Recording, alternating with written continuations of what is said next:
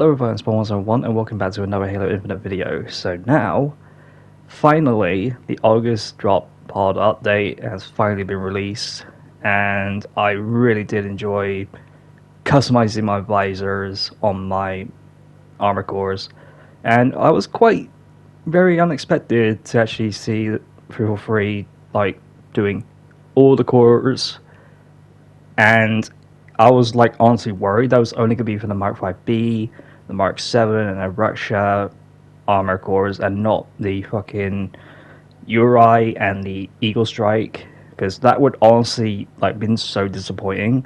But honestly, they said they did all of it, and I was like, that's fucking pretty sick, and they did a very good job actually fucking doing that. Because I was so fucking worried, and it just makes the fucking fracture core so much pointless to fucking use. So I have a little bit of clips of them to see what they look like, and they look fucking amazing. So yeah, I have a little bit of fun customizing them, and they look so fucking amazing. They look so good, and it just gives more a breath of fresh air instead of just like having bare bones of content, lacking of stuff that is going into these armor cross cores.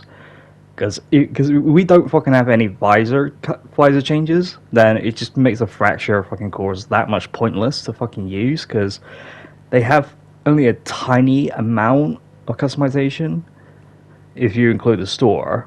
But thanks to 343 for legitimately doing the right thing and literally just make all the visors to be usable on every single core that is available in the game right now.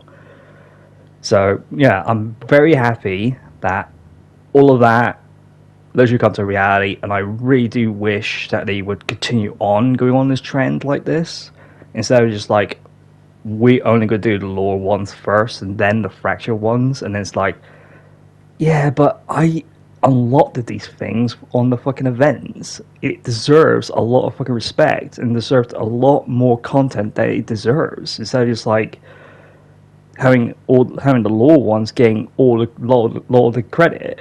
And it's like, yeah. So yeah. Also, they did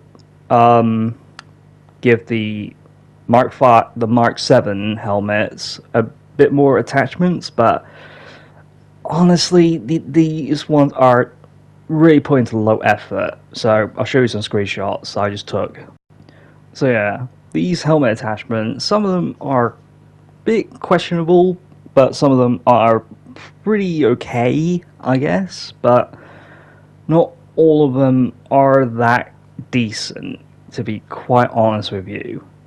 Because we thought we could have like all of them to have the attachments, but no, all they did was just selected a few helmets and just slapped on the same helmet attachments by like multiple times, and literally not really trying to be creative with these helmet attachments. So I think this is probably the biggest weakness that this update has ever had. So it is unfortunate, but still, at least there's a little bit of customization for the helmet for the Mark 7s, but it needs more. It really do need more. Instead of just like, let's just copy and paste the same helmet attachment and just slap it onto some of the helmets, and some of the helmets with those attachments honestly kind of doesn't fit that much, because there are some of them that would like not really fit together perfectly. But still, I want like more helmet attachments for like the Mark 5 Zeta, and I can't remember the other one, but it used to be the Enforcer. But I just want more of the attachments, and the attachments that we already have, and just like try to mix and match it. Because if they wish that they'd make a flight for like season 3 and just like saying, alright, let's test out the helmet customization and see what would fit so well and what would not. And it's like, I honestly wouldn't mind unless you're making a video and just like showcasing what helmet attachments would actually fit so well. Because I like the Enforcer's attachment that has like a little antenna. I want that for the Mark V Zeta, because that looks so fucking cool. But it's not present. So we've got some helmets that has more attachments, but it could have done a hell of a lot better. So yeah, that's all for the customization. So next is the challenges. So when you pause your game, you'll automatically see your challenges. So some people are wondering, is it like progression? And it's like, no, it doesn't progress in real time. So it is unfortunate, but they did say they are going to do it in the feature in season 3, and I really honestly do hope that they do it, because I loved it when they did it with MCC, because it just shows your progression. It's like saying I need to get 5 kills with the assault rifle and I kill about like 1 or 2 players, it would automatically pop up. But in Infinite it's not there yet, but it is getting there. So I hope that they actually get that done, so that way we don't have to keep forgetting how many stuff that we need to do and what challenges that we need to get done. So I'm honestly glad that happens, because there are people out there that would forget what challenges that they are doing, because they can't remember, unless they had to like take a screenshot of it with their phones, or just like literally write it down on a notepad. But I tried to remember it, and it's like, yeah, it is a bit of a pain in the ass, but thank God they got that done. But yeah, there are some other changes as well. There are some weapon balancing, vehicle balancing, like the Warthog. It could take more fucking grenade damage. And yeah, it is absolutely insane for the Warthog. That's giving that super buff against like fucking grenades and shit. So I'm happy with that. So yeah, what are my thoughts about this update? The visors are the most strongest point ever in this update.